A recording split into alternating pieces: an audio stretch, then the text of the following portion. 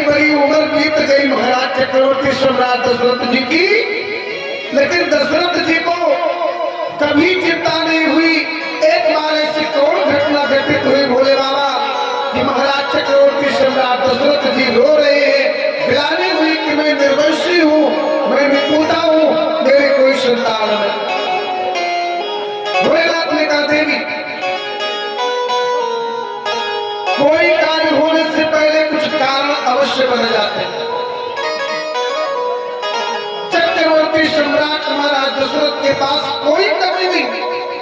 सादर उठी अजय सुरपति ले, अबाम बराबर आसन दे।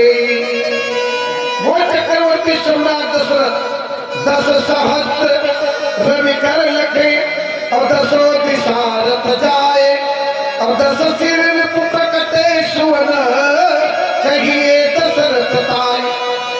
जिनके हाथ में 10,000 सूर्य का प्रकाश तेज, जिनका रथ 10 दिशाओं में जाता था, जिनके यहाँ 10 सिर वाला रावण का काल पैदा हुए राम के रूप में, वो महाराज दशरथ। एक बार महाराज दशरथ को चिंता क्यों हुई, इसके कई कारण हैं, लेकिन कुछ कारण जो हमने संतों से शास्त्रों से प्राप्त किया है हम आप तक पहुंचा रहे। दशरथ जी को क्यों चिंता हुई कि मेरे पुत्र नहीं। एक बार दशरथ जी के दरबार में दुर्वासा जी आए, ध्यान से सुनिएगा। दुर्वासा जी अकेले नहीं चलते थे, 10,000 चेला दुर्वासा जी के साथ रहते थे। अब 10,000 शिष्यों के साथ आए। ए चक्रवर्ती राजा दशरथ, जैसे देखा आकर प्रणाम किया, कहा महाराज सेवा का अवसर दीजिए, कहा तुम्हारे यहाँ हमें पारण करना है, 12 वर्ष के बाद हम पारण करेंगे। दशरथ जी महाराज ने कहा प्रभु स्वागत है, लेकिन एक बात जान लो, और बाबा में तो कोई नहीं घबरा है, लेकिन अगर दुर्वासा कोई द्वारे पाए जाए टिके प्राण घटे हाथ रहा, कतरो सेवा करो और तनिक गलती हो जाए तो जानो गए। दशरथ जी कहे महाराज अवश्य आप भोजन प्रसाद पाइए, लेकिन कौशल्या भोजन बनाएगी वो मैं पाऊंगा। कौशल्या जी से पूछा, कौशल्या जी ने कहा ठीक है महाराज। अब भोजन बन के तैयार रहा और चले गए। सरजू नहाए और स्नान करके आए। सरजू मैया से पंगत लग गई दशरथ जी के महल में। 10,000 शिष्य बैठ गए, दुर्वासा जी बीच में बैठ गए, सबके सामने भोजन परोस के आ गया, थाली आ गई। अब दशरथ जी ने हाथ जोड़ा, भगवान भोग लगाओ। दुर्वासा जी महाराज ने कहा भोग कैसे लगाएं, पहले अपने घर में जो बालक हो उसको लाओ, पहले हम बाल भोग लगवाते फिर भोजन करते। दशरथ जी महाराज चौंक गए, कहा महाराज मेरे घर में बालक तो है ही नहीं, किसके बेटे को ले आओ। दुर्वासा जी ने कहा तू निर्वंशी है, तू तो बहुत बड़ा पापी है, जा मैं तेरे यहाँ भोजन नहीं करूंगा। चलो शिष्यों, ये बहुत पापी है। सारे शिष्य उठ के चले गए दुर्वासा जी के साथ। तब दशरथ जी को चिंता हुई कि मैं कितना अभागा हूँ, मेरे अगर एक बेटा होता तो महात्मा भूखे क्यों चले जाते। भय गलानी मोरे सुतराई, पहला कारण। सारा का सारा भोजन दशरथ जी महाराज ने सरजू मैया में फेंकवा दिया। सभा में आए बैठ गए, बहुत परेशान है, आंखों से आंसू रुकने का नाम नहीं ले रहे। गुरु वशिष्ठ की नजर पड़ी। गुरु का धर्म है शिष्य के शोक का हरण करना, क्योंकि हरई शिष्य धन अशोक न हरई, अशो गुरु घोर नरक मह परई। जो शिष्य के धन का हरण करता है, अशोक में दूर नहीं करता है, वो गुरु नरक जाता। वशिष्ठ जी महाराज ने पूछा राजन क्या हुआ। अरे कहा गुरुदेव आपने देखा दुर्वासा जी भूखे चले गए। दशरथ जी ने सोचा कि अगर काम बदल जाए तो मन कुछ हल्का हो जाए। दशरथ जी ने कहा पितृ पक्ष चल रहा है। वशिष्ठ जी ने कहा दशरथ पितृपक्ष चल रहा है, चलो गया चलते अब अपने पितरों को पिंड दे दो। वैसे कहते पितृ नाराज हो तो पितृदोष लाभ हो तो है। दशरथ जी महाराज आए गया और फाल्गु नदी के किनारे पिंड लेकर खड़े हो गए। सूर्योदय से सूर्यास्त हो गया, एक भी पितृ का हाथ फाल्गु नदी के जल से बाहर नहीं आया हमारा। तब गुरु वशिष्ठ की तरफ देखा, गुरुदेव पितृ हमसे पिंड क्यों नहीं लेना चाहे? वशिष्ठ जी ने कहा, राजन सत्य तो कहना पड़ेगा, वही कारण है तुम निर्वंशी हो, तुम्हारे कोई पुत्र नहीं, इसलिए पितृ नाराज है, तुमसे पिंड नहीं ले रहे। तब भय गला निमोरे सुत, पिंड वही फेंक दिया और पिंड फेंकने के बाद चले आए। बहुत परेशान, सोचा वो क्या करें। तब तक देवासुर संग्राम छिड़ा और देवताओं के राजा इंद्र मदद के लिए महाराज दशरथ को बुलाए। महारानी कैकेयी के साथ गए मदद करने युद्ध में। देवताओं के तरफ से दानवों से लड़ने, बड़ा भयंकर युद्ध हुआ और उस भयंकर युद्ध में चक्रवर्ती सम्राट महाराज दशरथ घायल हो गए। जब नीचे गिरने लगे तो एक गिद्ध जिनका नाम था जटायु, उनकी नजर पड़ी कि कोई प्राणी नीचे गिर रहा है। जटायु हुए अपने पंख पर लेकर के आए, देखा बेहोश, चोट में कहीं पानी लाए, मुख पर डाला, अपने पंख से हवा किया। दशरथ जी की जब आंख खुली, कहा मित्र तुमने मेरी जान बचाई है, मांग लो जो तुम्हें मांगना हो। जटायु महाराज ने कहा मांगी? हमरे कोई संतान नहीं, अपन बड़ा लड़का हमें गोद दे दो। दशरथ जी को बड़ी पीड़ा हुई, कहा हमारा तो कोई संतान नहीं, कहा दे दी, लेकिन जाओ अगर कभी उद्योग से बेटा मिला तो जो बड़ा बेटा होगा वो तुम्हारा होगा। गिरिराज को वचन दे दिया। अब गिरिराज लेकर गए, बिठाए रथ पर, फिर युद्ध में विजय मिली। जब इंद्र के यहाँ आए, इंद्र ने कहा कि कुछ तुम्हें इनाम हम देना चाहते महाराज। चूड़ामणि आभूषण रखे हुए थे, सिंहासन पर बिठाया, लाकर चूड़ामणि दिया। इसमें बड़ा गुण है इस मणि में। बोले जासुराज चूड़ामणि होई, जासुराज चूड़ामणि होई, ठाकर नाश कबहु नहीं होई, ठाकर नाश कबहु नहीं होई। जिस राज्य में चूड़ामणि रहेगा उस राज्य का नाश नहीं हो सकता। कुछ लंकापुरी में कुछ ऐसी वस्तुएं थी जिसके कारण रावण अजय था मारा। पहला नरसिंह की मूर्ति विभीषण जी पूजा करते थे, हनुमान जी पहले नरसिंह मूर्ति भगाई।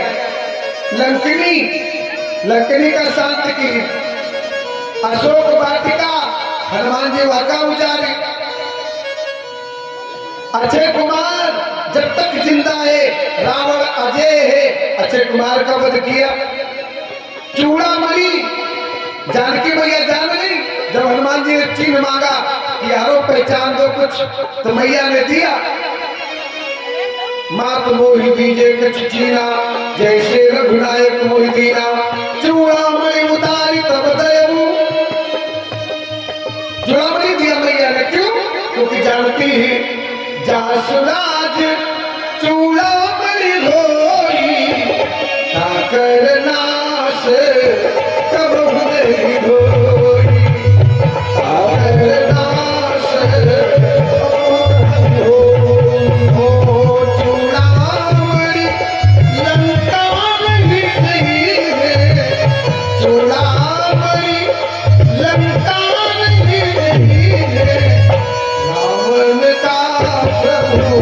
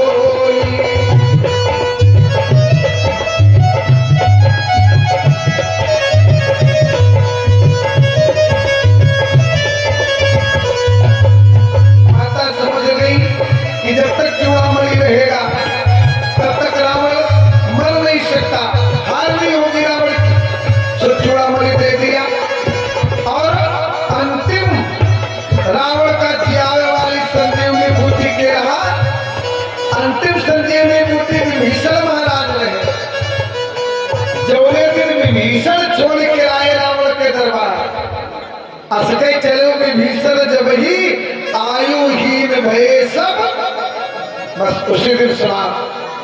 बोलो सच्चिदानंद भगवान की। चूड़ामणि दिया, दशरथ जी भूल के चले आए, और जब चूड़ामणि की याद आई लेने गए, तो जब लेने गए तो देखा जहां बैठे थे उसका पवित्रीकरण किया जा रहा है। पूछा कारण क्या? कहा इस स्थान पर चक्रवर्ती राजा दशरथ बैठे हुए थे, इसलिए इसको पवित्र किया जा रहा है। वो निसंतान है, जो बैठेगा उसको पाप लग जाए। तब गलानी हुई, महाराज दशरथ बहुत दुखी हुए आए, सभा में बैठे। इधर महारानी कौशल्या को भी किसी ने बांधकर कह दिया, बड़ी सुंदर कथाएं महाराज। तो माता कौशल्या ने बुलवाया, चक्रवर्ती सम्राट दशरथ को। इधर शिकार खेलने के लिए गए महाराज दशरथ, वहां हिरणी ने महाराज दशरथ को निर्वंशी कहा। तब महाराज दशरथ गुरु वशिष्ठ के द्वार पर जाकर के और विनती करते हैं, गुरुदेव अब हमें कोई उपाय आपको बताने पड़ेगा। वशिष्ठ जी ने कहा क्या कारण है?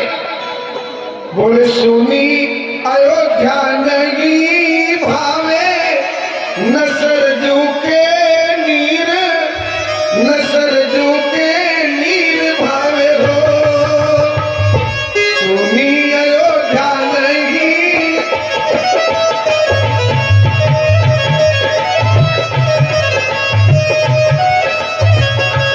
गुरुवर ऊंची हो, गुरु ऊंची महले यारी, बोलना मोरे नाही, पलक मोरे तो नाही हो।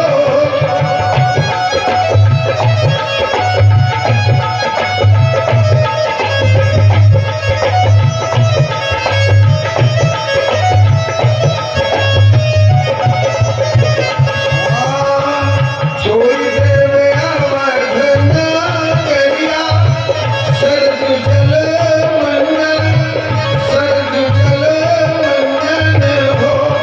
गुरु बन बीचे हो, गुरु बन बीचे कुटिया बनैबे, महल नहीं देबे, महल नहीं देबे हो।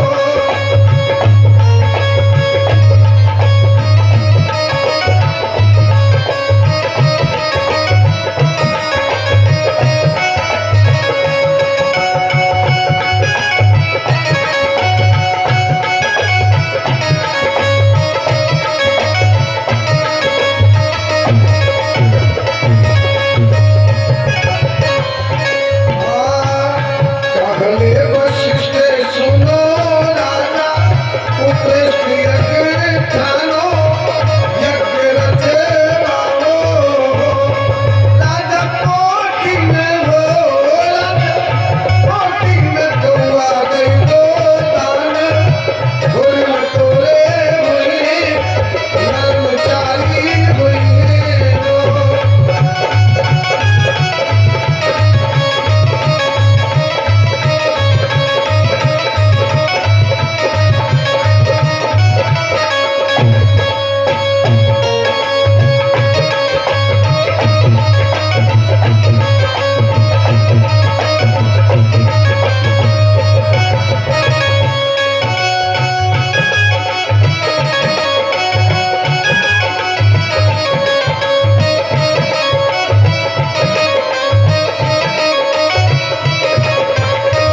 बोले सच्चिदानंद भगवान की।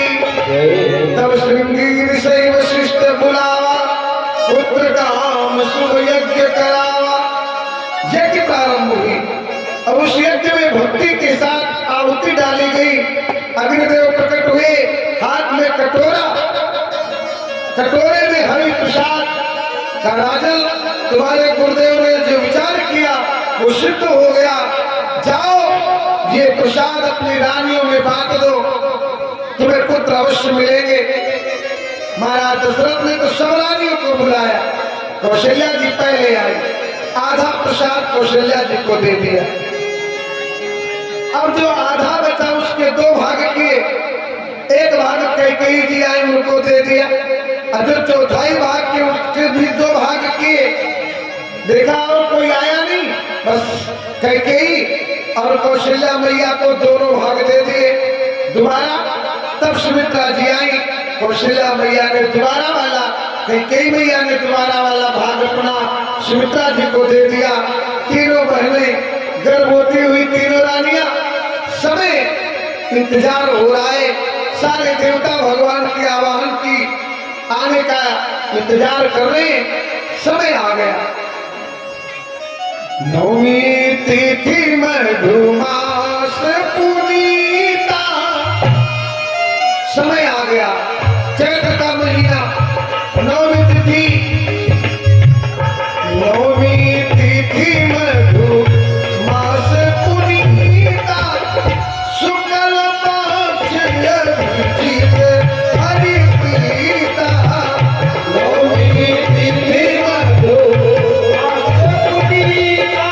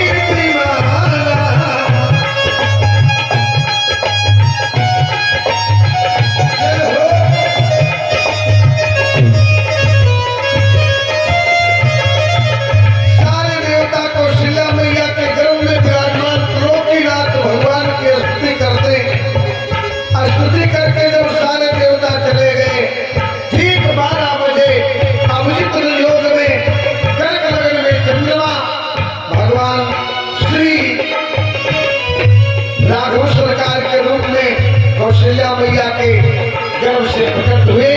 राघवेंद्र सरकार की जय। और महाराज जैसे राम जी पैदा हुए, सारे भक्तगण, सारे देवता आज ठाकुर जी की स्तुति करने लगे। भय प्रगटे कृपाला, भय